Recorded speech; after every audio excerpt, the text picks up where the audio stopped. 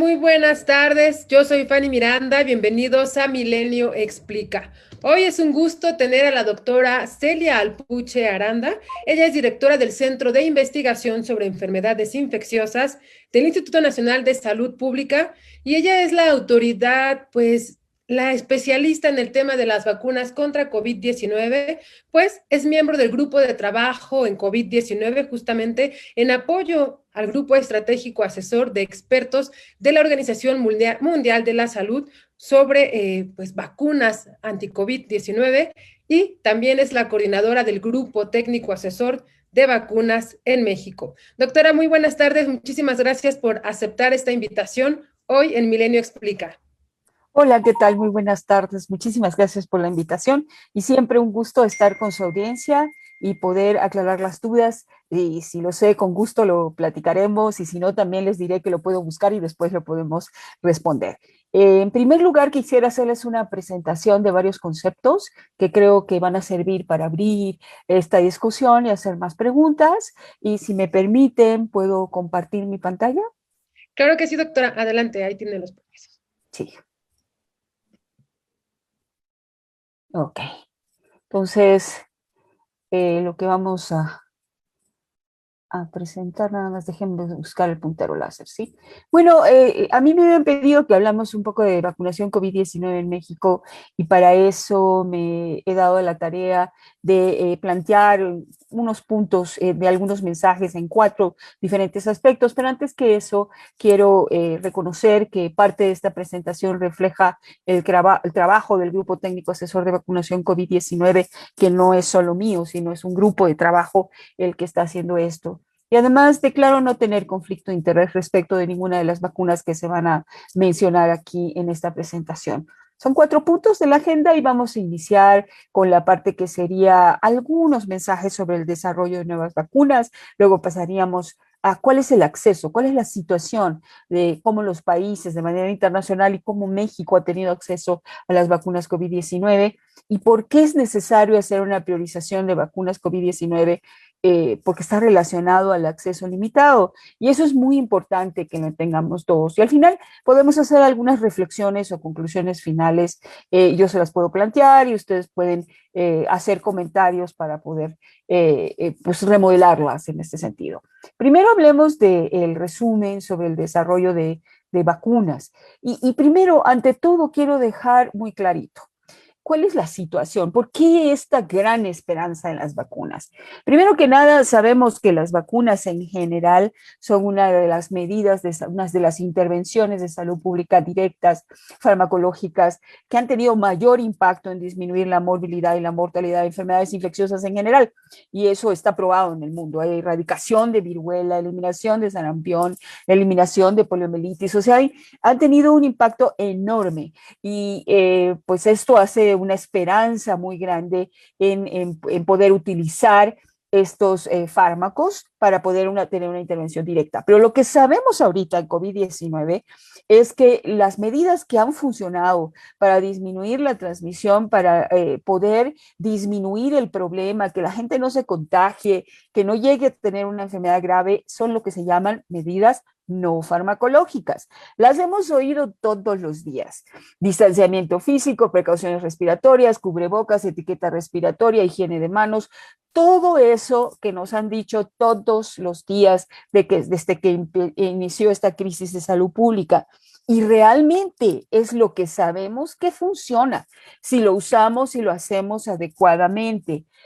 Desafortunadamente, lo que son las medidas farmacológicas, es decir, a pesar de todo lo que hemos oído, y digo desafortunadamente, no existe hasta este momento un tratamiento específico que digamos, este es 100% efectivo para evitar que la enfermedad se produzca clínicamente o para que sea sumamente leve, etcétera, etcétera. Hay productos muy alentadores que se ha visto que pueden tener impacto en disminuir la mortalidad, en una proporción, si se llega a tiempo, etcétera, pero son pocos, no tenemos uno que diga, lo puedo ir a comprar a la farmacia o me lo van a dar en mi centro de atención clínica para que esto se cure.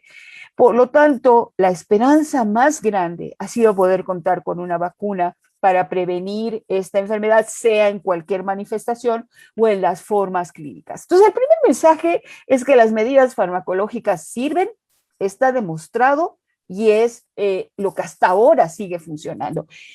El problema que tenemos es que son verdaderamente duras de poder llevar a cabo y que nos han traído en lo que sabemos que es un jaque todo este año y unos pocos meses. Y han tenido un gran impacto. El poder cumplirlas, el poder adherirnos, ha tenido en población un gran impacto, no solamente favorable a la salud, pero también desfavorable emocionalmente, socialmente, económicamente. Y por eso es que se rompen con tanta facilidad. Y aun cuando decimos hay que seguir estirando porque ahí vamos y todavía tenemos que seguir cuidándonos por muchas de estas razones, pues se rompen. Pero nuevamente, esto ha sido lo que empuja a tener una gran esperanza en las vacunas. ¿Qué son las vacunas COVID-19 y cómo funcionan? Déjenme decirles que pues, es un virus, se conoce que este virus es una partícula microscópica, un virus no se replica solo como una bacteria, o sea, no se replica solito, sino que tiene que encontrar a la célula, que se conoce como su célula huésped, meterse a esa célula y ahí hacer que la célula lo ayude a replicarse, ¿sí? Y una vez que se replica, sale y va a infectar a otros. ¿Por qué? Porque es una partícula que tiene material genético adentro, que tiene una información genética suficiente para hacer algunas proteínas que le sirven para su replicación y posteriormente para salir de esa célula e ir a infectar a otros. Entonces, es una partícula difícil de atacar. Sí, de hecho, existen pocos medicamentos antivirales en el mundo. No es cualquier antibiótico el que le puede pegar, por eso no tenemos un tratamiento hasta la actualidad. Pero bueno, ¿había información sobre coronavirus? Sí había, porque hubo otras epidemias contra otros coronavirus, como son el SARS-1, que estamos hablando del 2002-2003, que fue una epidemia que también salió de China y que también se diseminó con algunas partes del mundo, que por alguna razón desconocida desapareció. Y tenemos otro coronavirus que todavía existe, que produce brotes esporádicos, que apareció en Medio Oriente y que ha estado en otras partes de Asia, que se llama MERS, ¿sí? Entonces, de ahí se había hecho mucha investigación, además de que existen los coronavirus que producen enfermedad muy leve en humanos, como un catarro común, ¿sí? Entonces, de ahí es que ya conocíamos algunas características microbiológicas, inmunológicas que se producen a través de estos coronavirus. Utilizando esa información y sobre todo por el gran avance de la ciencia que ya existe en este momento, que la información genética del virus se secuenció todo su genoma rapidito por los investigadores chinos y la hicieron pública. Todos los investigadores del mundo que saben de esto pudieron leer esa información y entonces empezar a utilizar esa información para empezar a hacer vacunas. Y el blanco más importante ha sido impedir que el virus entre a la célula que infecta. Y las células que infectan son las respiratorias, porque es la vía por donde entra. Entonces, estas células tienen un receptor que está aquí en esta bolita verde que les marco, y el virus tiene las espinitas, estas conocidas como, digo, ya todo el mundo sabe las características del virus y de esta proteína que se conoce como espícula o proteína S. Una parte de esta proteína es la que sirve para pegarse a ese receptor e inducir que la célula lo introduzca, ¿sí? Y así empieza la infección. Entonces, el primer blanco para desarrollar las vacunas es que precisamente se desarrolle una vacuna que produzca inmunidad, en este caso anticuerpos, es que impidan que este virus se pegue a este receptor y entre. Y al no entrar, entonces ya no se produce la infección, ¿sí? Entonces, a esto es lo que se llama producir anticuerpos neutralizantes contra la proteína S, ¿sí? Pero también hay otros candidatos a vacunas basados en otras moléculas del virus, como se llaman proteínas nucleocápsides. Algunas veces usan el virus completo, pero lo inactivan, es decir, lo matan, y hay formas de producirlo para que en ciertas cantidades sea lo que se llama inmunogénico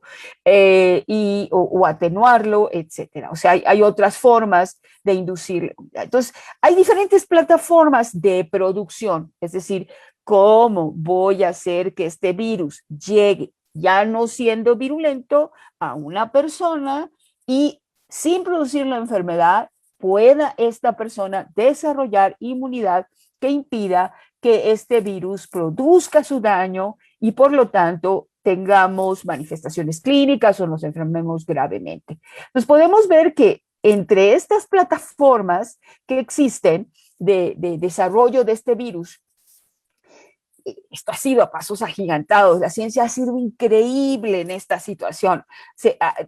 Ha habido, vamos a ver, a ponerlo desde ese punto de vista, una gran unión de muchos científicos, de conocimiento científico, una gran inversión para que el mundo pueda llegar a tener estas vacunas tan pronto. Algunos han utilizado lo que se llaman plataformas clásicas, es decir, plataformas que ya se conocen, así como se hacen las vacunas de polio, las de sarampión, rubiola y paperas, la de influenza, la del papilomavirus. Entonces lo que hicieron es, ¿cómo utilizo partes de este virus para poder expresarla en esta plataforma y de esta manera empezar la producción? Pero también hay unas plataformas súper novedosas y de manera interesante son las primeras que llegaron a registrarse y a poder utilizarse en humanos. ¿Y por qué digo novedosas? Porque a pesar de que ya había investigación sobre estas plataformas, no existía ninguna vacuna registrada en el mundo con estas plataformas antes de las que se han registrado ahora con coronavirus. Y entre ellas están dos de las principales, pues que ya están llegando a nuestros brazos, ¿sí? Que es la de vectores virales, como es la de AstraZeneca, que ya está en México, la de CanSino, que también ya está en México, la de Sputnik, que también ya está en México, que lo que hace es utilizar otro virus. La mayoría de estas utiliza un virus que se conoce como adenovirus. Es un virus que genéticamente se ha modificado, no se replica, no es tóxico, es decir, no tiene virulencia, pero en su material genético le recombinaron la proteína, la información para la proteína S de este coronavirus. De tal manera que cuando te inyectan este adenovirus, acarrea hacia el interior de una célula a la información genética que luego se la va a producir, ¿sí? La célula la va a copiar, la va a producir, y entonces se desarrolla la respuesta inmune también contra la proteína S. Y la otra que ha llegado, que es interesantísima porque fue la primera que llegó, vacunas que no existían, que es la que se conoce como RNA mensajero. Es decir, el virus tiene un material genético que se conoce como ácido ribonucleico, así está formado, entonces se sintetiza solo un pedacito de esa proteína S, la cual se produce en gran cantidad, se envuelve en unas nanopartículas lipídicas, o sea, son microscópicas esas partículas, tienen algunas envolturas externas, así se producen, y eso es lo que nos inyectan como una vacuna de RNA mensajero. Entonces, estas son las que han llegado. El principio al final sigue siendo el mismo, porque lo que quieres llevar es un pedazo de una proteína o muchas proteínas de un virus completo inactivado para que se produzca inmunidad con esto. Y cuando nosotros lo veamos al virus vivo, ya tengamos anticuerpos y tengamos contra qué pelear, ¿sí? Bueno, una vez que vemos que esto es el tipo de vacunas, la pregunta es, bueno, ¿qué tan seguras y eficaces son? O sea, sobre todo porque se produjeron bastante rápido, ¿no es cierto? Normalmente desarrollar una vacuna de esas tarda hasta 12 años y cualquier medicamento. ¿Y cómo es que se pudo? Se pudo, la inversión muy grande, se pudo por la unión de muchos investigadores en el mundo, se pudo por hacer muchos estudios en conjunto al mismo tiempo, que lo que se podía lograr en varios años se logró en pocos meses. Y por eso es que, como nunca, en 10 meses llegamos a tener una vacuna y ahora ya tenemos varias vacunas. ¿Y cómo podemos decir que esto, a pesar de que fue rápido, está bien? Porque los ojos del mundo y los mejores expertos están siguiendo el desarrollo y aplicación de estas vacunas, hasta sus propios ojos. Lo oímos todos los días en todos los medios y hemos aprendido más que nunca, aunque no supiéramos nada de esto, lo que está pasando con estas vacunas. Bien, hay páginas web completas y podemos ver aquí arriba, les muestro la de la Organización Mundial de la Salud, y solamente les estoy mostrando una gráfica y algunos números que nos dice qué vacunas son las líderes, como vemos aquí a la derecha, en qué momento de estudio están, dónde se han registrado ya, en qué condiciones, dónde se están haciendo todavía el seguimiento de los estudios fase 3 para completarlos, qué países, qué características, cuántos se involucraron, los análisis intermedios completos, detallados. O sea que hay mucha transparencia en muchas de estas vacunas. Y eso lo ven los mejores expertos del mundo. Entonces, eso nos puede dar grados de seguridad de la eficacia que se está viendo y de la seguridad. También vemos lo que está acá abajo. Esto es una página del New York Times que actualiza, creo que 2 veces a la semana, nos da todos los datos característicos en un lenguaje más coloquial de qué vacunas están en fase 1 clínica, cuál ya pasó a 2, quién está en 2, 3, quién ya se autorizó, quién tiene aprobación completa, quién abandonó y por qué. Entonces, creo que hay un seguimiento muy estricto, no solo de poquitos científicos, sino de muchísimos ojos y oídos que le están dando seguimiento a estas vacunas. Pero hay algo que sí tenemos que tener en cuenta en la seguridad de eficacia. Miren, a tan poco tiempo como poco más de un año, contamos con una o más vacunas, dependiendo del país, ante la infección de COVID-19. Estas vacunas que están llegando a registro de distribución todavía tienen alguna falta de información sobre algunos aspectos.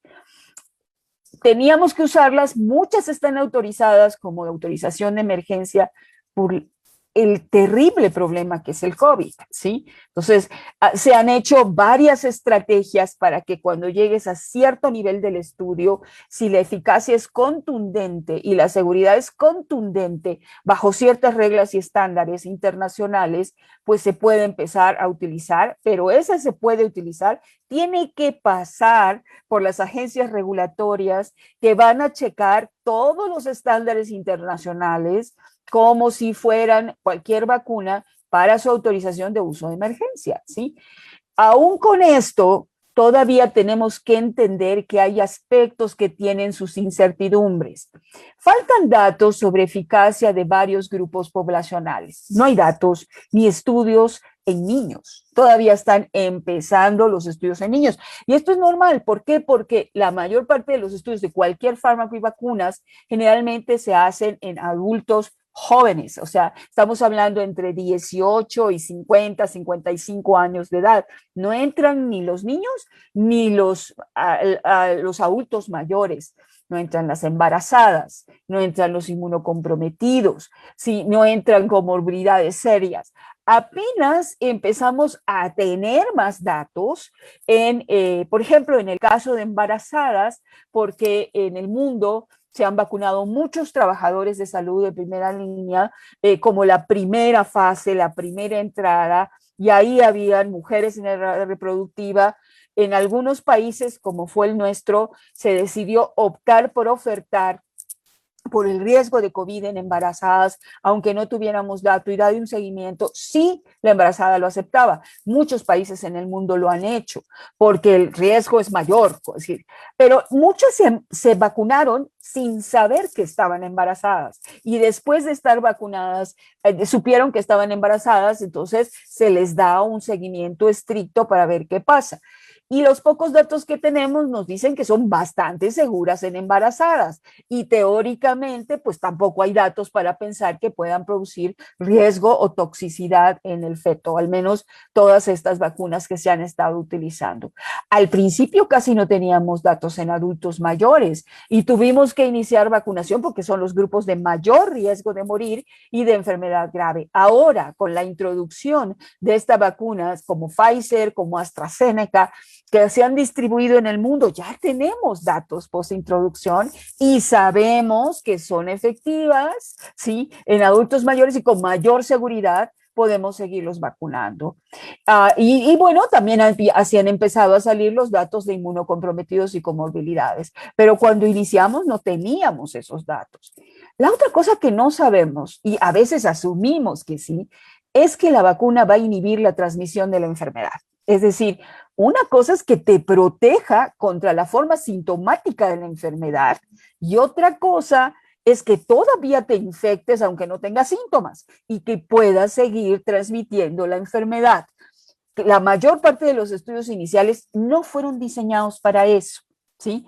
Es complicado estar tomando muestras cada semana, aún sin síntomas, para PCRs es demasiado caro, tardaría mucho, etcétera. Y por esta razón, todavía no, ahora en postintroducción estamos teniendo alguna evidencia de que sí es posible que disminuyan también la transmisión de la enfermedad, lo que sería fantástico, pero no tenemos todavía suficientes datos.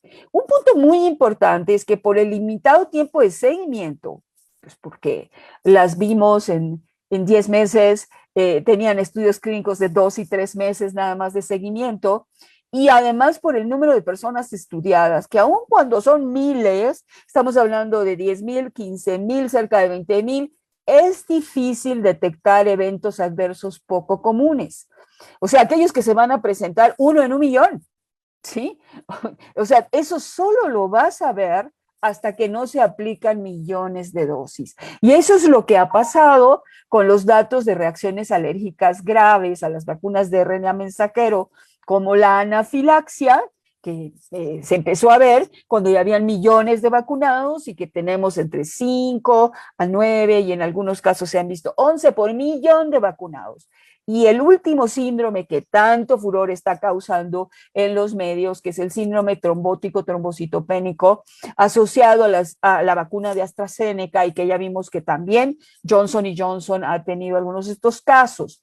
Hasta este momento, este efecto adverso es raro, ¿sí? En algunos países podría ser un poco más común, como se ha visto en Alemania y en algunos países nórdicos, pero de todas maneras son eventos raros que no han pasado de 10 a 15 por millón de vacunados, ¿sí? Y en algunos otros países como en Inglaterra están alrededor de 1 o 2 por millón de vacunados, ¿sí? Tienen ciertas características. Nuevamente, los ojos de expertos del mundo en este momento están estudiando esto. Por precaución, algunos países dicen paro, ¿sí? Pero también comprendan, el riesgo de COVID es mucho más grave en algunos grupos que el riesgo de tener este efecto adverso. Entonces, hay cosas que se tienen que analizar de esta naturaleza. Tampoco sabemos cuánto va a durar la inmunidad. Todavía tenemos que verlo, saber si estas vacunas van a requerir otra dosis al año o a los 2 años, no lo sabemos.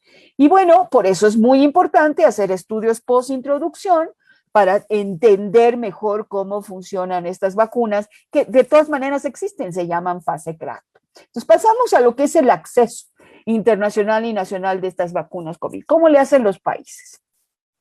Una, es que los países negocien directamente con los proveedores, con los fabricantes. Dos, que lo hagan en grupo, o sea, como hizo la Unión Europea, por ejemplo, entre varios países negocia, tiene sus ventajas, bajan los precios, porque hay mayor compra en bloque, etcétera.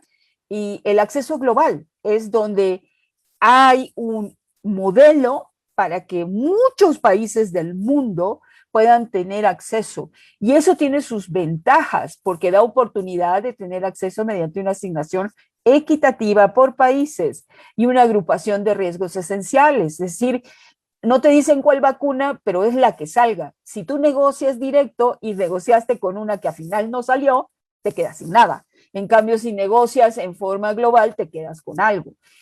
Sin embargo, eso significa que solo vas a recibir una proporción de vacunas porque hay que distribuir de manera equitativa. Y esto ha sido una cosa muy buena en esta ocasión, el tener esta iniciativa mundial, y podemos ver que surge en el mundo a través de grandes consorcios internacionales que siempre han trabajado por el desarrollo de vacunas como Gavi, CEPI o por supuesto la Organización Mundial de la Salud, y se genera COVAX, que es un mecanismo de riesgo compartido para reducir el riesgo para los países y garantizar que de manera más equitativa los países puedan tener acceso a la vacuna, o también para los propios fabricantes, ¿verdad? Porque la inversión ha sido a riesgo para el fabricante. Empezaron a producir antes de saber si su vacuna llegaba a poder tener un registro y poder venderse hacia el mundo, dada la situación de pandemia que estaban viviendo.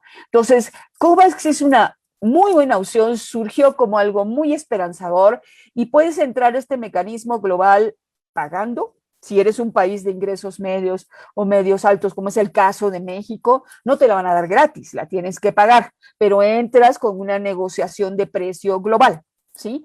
Y recibirás una proporción. Hay países que no pueden pagar nada, o sea, estamos hablando del Congo, de Ghana, de muchos países en los cuales va a haber una donación, ¿sí? De esto. Entonces es una forma de ser justos y equitativos con el mundo para que todo el mundo, al menos proporcionalmente. Entonces, México aplicó a esto, a COVAX. Entonces, el acuerdo inicial es que ibas a recibir el 20% para cubrir el 20% de tu población, de manera inicial dándote el 3% primero y luego el otro 17%. Sí, y la intención era buenísima. En otras formas, si no tienes producción dentro de tu territorio y tienes acuerdos previos, ante la posibilidad de una pandemia va a ser mucho más difícil, te tienes que poner en línea para esperar las vacunas. Entonces, ustedes pueden ver que en México, y esta tabla nos las dieron en enero, cuando apenas empezaba la vacunación, y nos dijeron que ya había negociación y contratos con las vacunas que ustedes ven aquí a la izquierda, Pfizer, BioNTech, CanSino, Sputnik y diversas versiones de AstraZeneca. Y nos dieron un calendario las autoridades de cuándo y cómo iban a ser las entregas.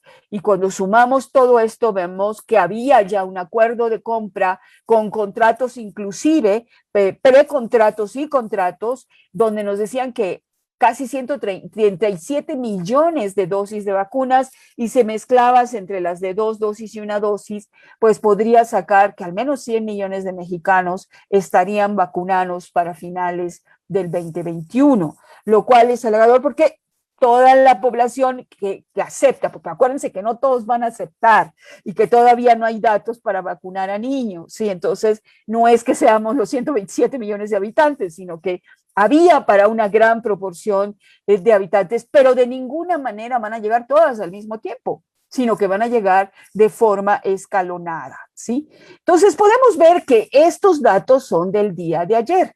Pues de acuerdo a lo que nos habían ofrecido los productores, deberíamos de tener casi 24, 20 y tantos millones de dosis a este momento, y no es culpa de nadie, ni del gobierno, ni de nadie el que no llegaran, es la producción mundial, los problemas con los que se encuentran, la oferta que sale de allá, y aun cuando nuestra demanda sea mayor, pues nada más hemos podido recibir hasta ahorita casi 17 millones de dosis, lo cual parece poco, porque quisiéramos que fuera más rápido, pero no es así, porque dependemos de proveeduría externa. Y aquí ven ustedes qué es lo que es. Y eso también lleva al hecho de por qué tenemos diferentes vacunas, porque es la única manera de poder ir cubriendo a nuestra población, porque la oferta de cada una de ellas es limitada. Y eso es lo que hay que tener en cuenta. Entonces, si vemos vacunación ante escasez,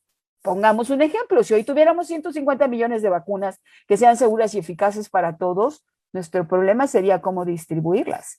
obviamente no pudiéramos todas a la vez, pero no vamos tan mal. Ayer pusimos 536,000 y hemos tenido días de 500,000 y otros de 400,000 y ahí vamos, pero la realidad es que no las tenemos. Las vacunas son escasas y lo seguirán siendo por varios meses. Y entonces la pregunta surge, si no tengo suficientes vacunas, ¿cómo? ¿Quién va primero? O sea, eso es algo que es la realidad de la vida. No es que se esté dando preferencia a nadie, sino es la situación mundial que se está viviendo. Y si nosotros lo enmarcamos, vemos, el problema de COVID es tremendo en todo el mundo, no hay medidas farmacológicas específicas, todos tenemos esperanza en vacuna, todos queremos vacuna y la producción es limitada. Entonces, las vacunas que se están autorizando y que se pueden distribuir serán limitadas en cantidad a corto y mediano plazo. Y es en el mejor de los escenarios se tienen entregas escalonadas de vacunas. Y por eso hay que decidir quién va primero y quién va después. Y para eso necesitas toda la evidencia científica de la vida real, de todo, para poder tomar una decisión. Y para eso necesitas todos los datos de la epidemia, de lo que está ocurriendo en tu país, las medidas disponibles para controlarlas, cómo las está aceptando la gente, el espectro clínico de la enfermedad, el impacto que está teniendo en la sociedad, la eficacia y seguridad y las características de la vacuna. Y además, un movimiento mundial es que te dice, no puedes pensar nada más en las condiciones de salud pública. También tienes que pensar en las condiciones de vulnerabilidad y de muchos otros riesgos sociales y económicos, de muchas consideraciones. De ahí sale este concepto de priorización de vacunación COVID-19 en condiciones de acceso limitado. Y aquí lo que tenemos que decir es cómo lo enfrento esta situación. O sea, ¿a quién va primero? Debo de proteger a los susceptibles de mayor riesgo de enfermedad grave y por lo tanto de morir. Eso es lo más lógico. Primero protegiendo al sistema de salud que los sostiene, después a las personas con mayor riesgo y eso va a tener un impacto después en la presión del sistema de salud y en mayor posibilidad de recuperar la vida social y económica. Alcanzar el famoso inmunidad de grupo rebaño. Necesito alcanzar 70-75% de mi población. No tengo vacunas para eso. Y además, no todo el mundo va a aceptar la vacuna y eso hay que tenerlo en cuenta. ¿Y cuáles son los retos que me enfrento en la inmunidad de grupo para poderlo hacer rápido? Primero, que no hay suficiente vacuna. Segundo, que toda la vacuna debe bloquear la transmisión y ya vimos que todavía no hay suficiente evidencia para decir que lo vamos a lograr con las vacunas actuales. De septiembre a diciembre no había evidencia y aún la evidencia es limitada.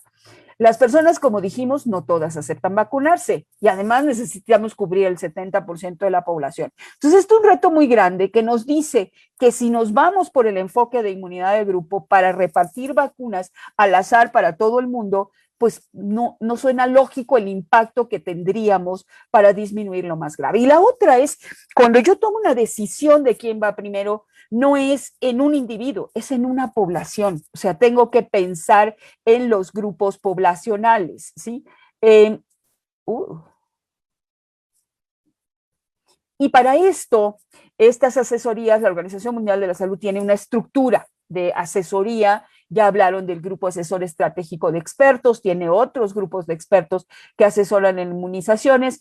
Lo que genera este es un grupo de 15 expertos independientes que se seleccionan por su experiencia, su profesionalismo, etcétera, etcétera. Y dentro de estos se generan grupos de trabajo para asesorar diversos temas. Hay uno de COVID-19 donde me honro en participar. Y lo que se genera acá va a la Dirección General de la Organización Mundial de la Salud junto con su secretariado, lo analiza, lo define y si esto se aprueba pasa a los grupos asesores técnicos regionales, quienes lo adaptan a la región, a América, Caribe, Asia, Pacífico, Europa, bla, o sea, todas las regiones de la Organización Mundial de la Salud y una vez que se aprueba aquí, pasa al grupo técnico nacional de asesoría de inmunizaciones que tiene cada país y ese lo tiene que analizar y adaptar. ahora no da tiempo, estamos yendo casi en paralelo, todos trabajando juntos por la situación de la crisis. México tiene un grupo técnico asesor de vacunación en general desde hace muchos años, cumple con todos los criterios funcionales, y aquí está un mapa de la OMS que nos lo muestra, y se tomó como base este grupo técnico asesor de inmunizaciones del país para formar el grupo técnico asesor de vacunación COVID-19. Se escogieron todas las personas que ustedes ven ahí, los que están en azul son las personas que ya pertenecían al grupo técnico asesor de vacunación COVID-19 de México, y se agregaron otras personas con otros perfiles, porque necesitábamos expertos internacionales en programas de vacunación, virólogos, inmunólogos, economistas de la salud, epidemiólogos, expertos en estrategias de vacunación, sociólogos o sociólogas, aspectos éticos muy importantes, diseño de investigación, enfermedades infecciosas, etcétera. O sea que se buscó un grupo plural, independiente, hay reglas del juego bien establecidas, es decir, términos de referencia, se habla de potencial conflicto de interés, se firma, diferentes aspectos para un trabajo totalmente independiente. No hay línea de ningún gobierno, sino es simple y sencillamente expresar nuestra opinión de acuerdo a la evidencia científica. Y aquí están las funciones, entre ellas, identificar lo que es la priorización. Entonces, volvamos a la pregunta. ¿Qué pueden hacer las vacunas? ¿Sí? Hasta el momento que sabemos, todas las vacunas, aunque varíen en su eficacia para prevenir casos sintomáticos, las que están registradas hasta ahorita y estamos usanos, son muy eficaces para prevenir muerte, hospitalización y formas graves de COVID. ¿Sí? Y no sabemos si disminuyen la capacidad de transmisión, eso ya lo hemos dicho en varias ocasiones. Otra cosa que nos encontramos desde el 20 de agosto que empezamos a trabajar es el gran movimiento mundial sobre lo que tienes que empezar antes de hacer cualquier ejercicio de priorización para establecer tu marco de valores y tus marcos éticos para este ejercicio de distribución de vacunas. Y nos dimos a la tarea de revisar la información de diferentes organizaciones internacionales, de diferentes países, varias dentro de un mismo país, e inclusive la de la Organización Mundial de la Salud. Y como ejemplo les presento esta, la de la Organización Mundial de la Salud, que claramente nos dice las vacunas son un bien público, las vacunas deben contribuir a la protección equitativa, es decir, en estas crisis no puedes estar vendiendo vacunas, esto tiene que ser un bien público, ¿sí? Y se generaron principios, como ustedes pueden ver acá, que son bienestar humano, respeto por igual, equidad global, equidad nacional, reciprocidad, legitimidad, y de ahí parten los objetivos. Y por eso, cuando ven bienestar humano, lo primero es reducir las muertes y las formas más graves de la enfermedad, porque tenemos poquitas vacunas y primero hay que ir a los que tienen mayor riesgo. Y si tú bajas esa carga, sostienes mejor el servicio de salud y la gente puede acceder para COVID o para otras cosas mejor, y devuelves cierta calidad de vida y aspectos sociales, económicos, etcétera. Además, son todos por igual. O sea, si tú decides que es de 60 y más, es 60 y más donde esté, inclusive los privados de la libertad. Equidad, igual. Equidad nacional, tiene que ser igual. O sea, pero aquí empiezan a entrar los riesgos, reciprocidad. Por ejemplo, los médicos, no los médicos, personal de salud, médicos, enfermeras, los que limpian, los que todo atendiendo COVID, es un principio de reciprocidad, que pasen por delante, porque ellos están dando su salud, en algunos casos su vida para atender a los demás. Y legitimidad es que toda la evidencia que yo use tiene que ser la mejor. O sea, ese es un principio ético y de valor muy importante. Y así salió la hoja de ruta de cómo priorizar, y la Organización Mundial de la Salud tomó en cuenta varias cosas. Una de ellas es qué tanta transmisión hay en el sitio donde vas a vacunar. La otra es qué cantidad de vacuna tienes, ¿sí? Y esto es una hoja de la Organización Mundial de la Salud. Pueden ver transmisión comunitaria, transmisión por conglomerados, o no hay casos, ¿sí? Y Bien, fíjense que doctora, perdón, doctora, disculpe, nos quedan 20 minutitos. ¿Le parece si dejamos aquí la presentación para ir claro, con las preguntas? Sí, perfecto. y terminamos con las conclusiones que nos tenía ya preparadas. Sí, sí, claro que sí. Ya hay aquí varias preguntas y una disculpa también. Y pues si puede también dejar de compartir su pantalla para poder ver su rostro completo, por favor. Y muchísimas gracias a las personas que nos están acompañando a través de Facebook Live de Milenio Noticias. Alondra Montiel pregunta, si operaron a una persona, ¿después de cuánto tiempo podrá vacunarse? ¿Es conveniente? Dependiendo de las condiciones y del tipo de operación. O sea, si tú tienes una operación que es casi ambulatoria, como una operación de vesícula laparoscópica o con un CEPRE, o sea, estas que son casi ambulatorias, o sea, no pasa nada. En el momento en que tú te sientas mejor, no tengas dolor, puedes ir y vacunarte. O sea, lo importante es que estés íntegro de salud para que si tienes algún efecto adverso, por muy pequeño, puede ser una febrícula, un malestar general, no se agregue más al desgaste que te pueda estar dando la cirugía, pero realmente no es una contraindicación total, sino depende de tus condiciones de salud. Ok, y en el caso de las personas que sobrevivieron a COVID-19, que se enfermaron y ya pasaron la enfermedad, ¿deben vacunarse también? Sí, hasta este momento la indicación de las diferentes organizaciones, incluyendo el grupo técnico asesor de todo lo que revisamos, es que deben de recibir vacuna, porque sabemos que la protección natural dura entre 6 a 8 meses, al menos los anticuerpos que se miden para la protección natural, aunque todavía no sabemos porque mucha gente apenas está empezando a cumplir el primer año, los 6 meses, los 4 meses, entonces no hay mucha evidencia de cuánto puede protegernos, pero por esa razón se considera que sí se deben de vacunar, aun cuando hayas tenido COVID-19. ¿Y hay alguna indicación del tiempo que deben de dejar pasar o en cuanto esté disponible para su grupo, por ejemplo? Han dicho grupos que algunos empezaron diciendo 6 meses. Y dijeron 6 meses no porque sea malo para la persona, sino porque decían, ya estás protegido por 6 meses, entonces mejor que esa vacuna le toque a otra persona. ¿Sí? Sin embargo, el consenso global es que podría ser al mes que estés totalmente recuperado, sin ninguna otras manifestaciones, que es lo que dice la estrategia de México, el plan estratégico que pusieron por las autoridades. En otros países hasta después de 2 semanas, o sea, no pasa nada. Una vez que ya estés totalmente recuperado de tu enfermedad, puedes vacunarte, pero en México está al mes. De acuerdo, gracias, doctora. Diana Ramírez dice, ¿qué de lo que se dice de la vacuna de AstraZeneca sobre trombosis? Que ya lo mencionó aquí. Sí, sí se empezó a ver, es un evento que sí ya se ha encontrado una relación o una asociación con la vacunación de AstraZeneca. Es un síndrome muy específico, tiene las características de disminuir unos elementos de la sangre que se conocen como plaquetas, o sea, se llama trombocitopenia, y también hay un efecto que hace trombos. Y normalmente estos trombos que afectan y que pueden dañar la salud son aquellos que se presentan en el seno venoso cerebral, que sería complicado porque es un cuadro grave, y otro que es una vena que se llama esplénica, que está en el abdomen. Son de los que más se han presentado. Hasta ahora lo que se sabe es lo más que se ha visto, lo más frecuente es en personas menores de 55 años de edad, predomina en mujeres, ¿sí?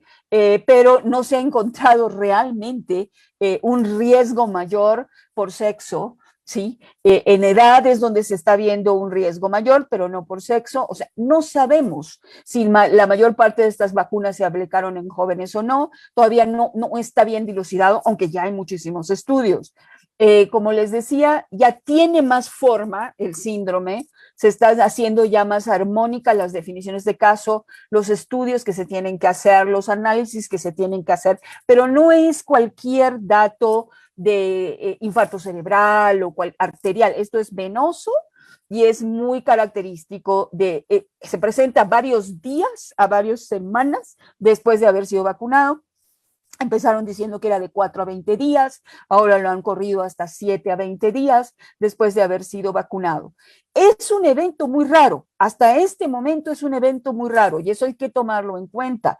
O sea, algunos países han decidido parar en ciertos grupos de edad, como menores de 30 años en Inglaterra, como menores de 60 en algunos otros países, otros no.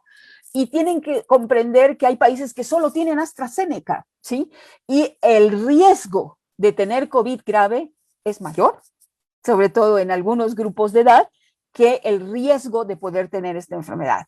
Los riesgos van, en Alemania se ha visto más frecuente, como en algunos países nórdicos, se los había dicho a ustedes, que puede estar entre 10, 15 por cada millón de vacunados, y en países como Inglaterra, en general Reino Unido, ¿sí? Y en otros países es mucho menor, entre 1, 4 a 5 por millón de vacunados, ¿sí? Entonces, esto no le da a todos, ¿sí? Y es con estas características. Hasta este momento en México consideramos que es mayor el riesgo de COVID-19 grave y que por eso es importante vacunarse, pero estar muy atentos y por eso se está difundiendo entre los médicos, con participación de hematólogos prestigiados para que se busque este síndrome y se busquen los síntomas tempranos para tratarlo adecuadamente si se presentara. Incluso hoy la propia Organización Mundial de la Salud afirmó lo que está diciendo usted, doctora, ¿no? Que es mayor el riesgo de enfermarse de COVID que de aplicarse la vacuna, ¿no? Así es. Doctora, por otro lado están preguntando si se puede poner una segunda dosis de una vacuna diferente a la primera aplicación. Eso es algo que todos necesitamos saber, por la logística, por todo, y por estas situaciones. Hasta ahora no se han terminado los estudios que se llaman intercambiabilidad. Se están haciendo en Inglaterra y en otros países. Esperamos pronto tener la evidencia de que hay un booster de la inmunidad y de que va a funcionar. Pero hasta el día de hoy, no tenemos esos estudios. Así que hasta el día de hoy, la indicación es vacunarte con la misma vacuna, a menos que existiera algo muy especial. ¿Esto aquí en México o a nivel internacional? En México y a nivel internacional, ¿sí? Alemania lo está haciendo como caso de excepción, en el sentido de que decidió dejar de vacunar a las personas menores de 60 años con AstraZeneca por este riesgo, lo están considerando, pero tienen transmisión muy elevada ahorita, entonces no quieren dejar a sus gentes y se la están jugando con otra vacuna. Es lo que están proponiendo, todavía ni siquiera han iniciado, pero en México, pues hasta ahora no tenemos casos, entonces realmente hay que seguirlo vigilando y la indicación es con la misma vacuna, porque no tenemos datos. Por lo pronto en México se van a seguir aplicando las 3.5 millones de dosis de vacunas disponibles de AstraZeneca. Exactamente. Ok, doctora, también pregunta aquí Armando Martínez si podría ampliar el panorama de las vacunas de origen chino que se aceptó que tenían una menor efectividad. Vamos hablando, son dos cosas. Y que se están aplicando en Ecatepec, perdón. Sí, son dos cosas. Eficacia es lo que se ve en los estudios clínicos controlados y dice 60-70%. Efectividad es cuando ya lo mides, cuando ya se introdujo en la población y hay muchos factores que no están controlados, ¿sí? Y bueno, normalmente la efectividad baja por debajo de la eficacia. Curiosamente, algunas de estas vacunas, incluso AstraZeneca en Reino Unido, han demostrado excelente efectividad en campo, aún mejor de lo que habían visto en su ensayo clínico controlado, ¿sí? Bueno, sí, Sinovac es una vacuna de virus inactivado, una plataforma ampliamente conocida, ¿sí? De la forma como se inactiva y tuvo una eficacia variable dependiendo del estudio clínico. En Brasil fue la más baja, de 60.7, ¿sí? O menos, 50.7, algo así. En Turquía tuvo 91.3 y en Indonesia o en otro país tuvo cerca del 70%. Entonces, aquí volvemos a ver lo mismo. La población de estudio no era la misma. O sea, habían poblaciones, en Brasil fue puro trabajador de la salud altamente expuesto en diversas condiciones. La otra fue población general, diferentes grupos de edad, etcétera, que pudieron haber influido. Entonces, tienes un global de 60 punto y tanto de eficacia debido a estas diferencias. Pero la vacuna para proteger formas graves, hospitalizados y muertes está por encima del 95%. O sea, entonces, eso, algunas casi al 100%. Entonces, funciona mucho como es la vacuna de influenza. O sea, que su eficacia para cualquier tipo de enfermedad no es tan alta, pero para proteger contra formas graves es muy alta. Esa es la que se está aplicando, que es Sinovac. Y CanSino es una sola dosis y es por un adenovirus 5, también tiene una eficacia algo baja y hasta ahí puedo decirles, no tengo más datos de CanSino para poder hablar. Son las únicas chinas que conozco que se han autorizado en México. Y la Sputnik, por ejemplo, que sus estudios de fase 3 se realizó en población, pues, en Moscú, ¿no? En rusos. ¿Ahí qué hay de esa eficacia? Tiene los datos, al menos yo vi, y los datos ya publicados de la Sputnik, o sea, en revistas internacionales de prestigio, conocidas como de evaluación por pares, ¿sí? Y los datos duros que hemos visto de la vacuna muestran datos muy buenos preclínicos y muestran datos buenos de eficacia excelente, de eficacia contra cualquier forma de enfermedad de más del 90% y también para hospitalización y formas graves y muertes. O sea que tiene datos bastante alentadores y se ve rigurosa la investigación de los datos duros y por eso se consideró que podría ser aplicada y registrada en México ante esa evidencia de los datos duros. El problema es que nos prometieron mucha vacuna y no ha llegado. Así es. Doctora, y bueno, aprovechando que está aquí y pues la información que se dio esta semana sobre la vacuna mexicana Patria, esta que está financiando el gobierno mexicano y que está desarrollando el laboratorio Avimex en coordinación con investigadores de Nueva York y de Texas. ¿De esa qué nos puede decir? Porque la controversia es de que no es 100% mexicana o que hay desconfianza porque sí es mexicana. ¿Qué se sabe de esta? A ver, esta es una vacuna de vector viral, igual, o sea, es una construcción, pero no usa adenovirus, como usa Sputnik, usa CanSino, usa AstraZeneca o Johnson Johnson o Janssen, o sea, pero es el mismo modelo de plataforma, pero aquí usa un virus que se llama Newcastle, que es un virus de pollo, de aves, ¿sí? Cierto, esta construcción fue diseñada por investigadores de la Escuela de Medicina ICANN del Mount Sinai en Estados Unidos. Se fueron los que generaron o los que diseñaron este modelo de plataforma de vacuna y los que hicieron todos los estudios preclínicos. O sea, tanto en células, tanto en las condiciones de crecimiento, de expresión, todo, y los ensayos clínicos en animales, tanto en especies pequeñas como ratones o hámster, como también en primates no humanos. Y tiene datos muy sólidos de generar inmunogenicidad, es decir, desarrollar una respuesta inmune, ¿sí? En los animales en los que se probaron, creo que también tienen un modelo de cerdos, ¿sí? En los diferentes animales tejidos, hicieron análisis en tejidos para no toxicidad, vieron anticuerpos totales, neutralizantes, inmunidad celular, o sea, que todo eso se revisó en lo que es el Consejo, en el Comité Nacional de Ciencia, Tecnología e Innovación de CONACYT, y se vio que todos esos datos eran contundentes, suficientes para considerar que ya puede entrar a una fase clínica de estudio.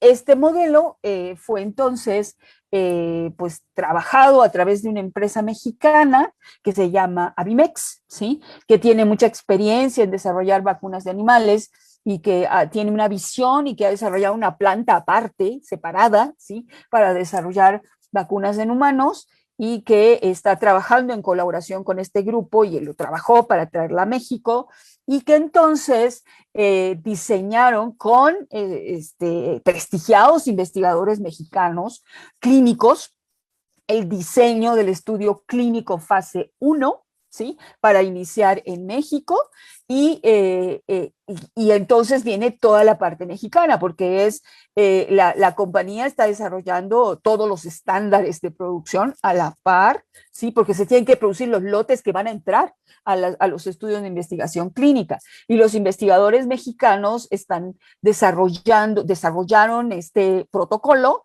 y lo van a llevar a cabo. O sea, lo diseñaron, además de que lo van a llevar a cabo, para ver, son grupos pequeños de voluntarios y van a ver inmunogenicidad en humanos y van a ver seguridad en humanos, diferentes dosis y diferentes rutas de aplicación. O sea, esto todavía lleva un tiempo, o sea, esperemos que se comporte como se comportó en los estudios preclínicos y que pueda llegar, que siga por buen camino, ¿sí? Pero todavía nos falta. Pero entonces, ¿qué tan nuestra, qué tan mexicana es esta vacuna si fue desarrollada por investigadores en otro país? Yo creo que no debemos menospreciar eso. Yo creo que es una muy buena forma de comenzar. O sea, cuando no tienes programas completos financiados, estos programas se requieren, es muy importante, pero estos programas no nacen de la noche a la mañana. No cualquiera dice yo voy a desarrollar vocal. Hay gente que está intentando hacerlo, ¿sí? Te lleva más tiempo, te lleva más esfuerzo. Entonces creo que hay que empezar por algo, por alguna parte. Entonces creo que no debe de despreciarse el hecho de decir no es totalmente mexicana, o tal vez no, porque el diseño inicial tiene investigadores. De hecho, creo que uno es español, el otro es estadounidense, y así es. Estas cosas son un bien para el mundo. Entonces, yo creo que hay que adoptarlo. Si México está adoptando la fase clínica, el desarrollo de la fase clínica, de la producción, de la parte biotecnológica, eso es importante. Eso es un programa que debemos crecer en México para esto y para cualquier fármaco, ¿eh? Eso es algo que requiere inversión, visión integrada, estratégica, el poder asociar la parte de producción con la parte de desarrollo y diseño. Iremos creciendo poco a poco más para ir hasta que todo sea exclusivamente nuestro. Ojalá pronto lleguemos a eso, pero eso toma tiempo. Entonces abre la puerta a la reactivación del Claro, desarrollo. claro, así es. Así es como lo debemos ver, con optimismo y salir adelante. Pero pues diciendo la verdad, o sea, es una forma, es una estrategia para empezar a desarrollar esto que necesitamos tanto. Bien, doctora, le agradezco muchísimo. Tenemos 3 minutos para que nos comparta sus conclusiones, sus reflexiones en torno a la vacunación contra COVID. Yo creo que el desarrollo de las vacunas COVID es un cambio en el paradigma del desarrollo de vacunas en el mundo y en la historia de las vacunas. Hemos llegado muy rápido, ¿sí? Son una gran esperanza y el efecto lo estamos viendo. Veamos Israel, que son 9.7 millones de habitantes, ¿verdad? O sea, no sé, son 4 delegaciones de la Ciudad de México. Sí, o sea, no es tan fácil, así que tenemos que poner perspectivas a veces cuando criticamos, ¿no? Pero el impacto en disminuir la morbilidad, o sea, los casos de COVID-19, las muertes de COVID-19, el que puedan regresar a su vida es impresionante, ¿sí? Entonces, estas vacunas están funcionando, lo que estamos viendo ya en Reino Unido y en otras partes, o sea, están funcionando. Entonces, hay que vacunarnos, ¿sí? Se está haciendo un esfuerzo muy grande en México por todos, autoridades, las gentes voluntarias, las que están trabajando. Cierto que siempre van a haber desorganizaciones, pero creo que se ha ido aprendiendo y tenemos que ser todos positivos y todos contribuir y seguir el orden y entender por qué hay priorización, o sea, por qué hay esa priorización. Y ojalá podamos tener lo que nos prometieron los proveedores, porque ha sido escalonado y seguirá siendo escalonado. O sea, y por último, la información que está saliendo todos los días es impresionante. Y lo que hoy decimos que así es, mañana será diferente, porque la información se va generando todos los días. Y no es que te hayan mentido ayer, es que conforme hay más evidencia, pues aprendemos más y se conocen más cosas. Pero, el último mensaje es, no por estar vacunados, vamos a bajar la guardia de las medidas que ya sabemos que sí funcionan, que son las famosas no farmacológicas. A seguir cuidándonos con el cubreboca, con la distancia, con el lavado de manos, estaremos un poco más tranquilos, podremos empezar a recuperar nuestra vida poco a poco, pero no podemos dejar atrás toda esa importante lección de vida que tenemos, no solo nosotros, todo el mundo. Pregunta de cajón, ¿cuál es la mejor vacuna desde su perspectiva? La que te toca. La que te toca, la que está disponible, y cualquiera te va a brindar una protección. Entonces, ahorita no tenemos cómo escoger porque es conforme van llegando. De acuerdo, doctora, muchísimas gracias. Me despido de ustedes. Es la doctora Celia Alpuche Aranda, directora del Centro de Investigación sobre Enfermedades Infecciosas del Instituto Nacional de Salud Pública, también coordinadora del Grupo Técnico Asesor de Vacunas en México y miembro del Grupo de Trabajo en COVID-19 en apoyo al Grupo Estratégico Asesor de Expertos de la Organización Mundial de la Salud. Muchísimas gracias por acompañarnos esta tarde, doctora. Adiós. Nos vemos. Hasta la próxima. Gracias a ustedes. Nos vemos el próximo jueves. Bye.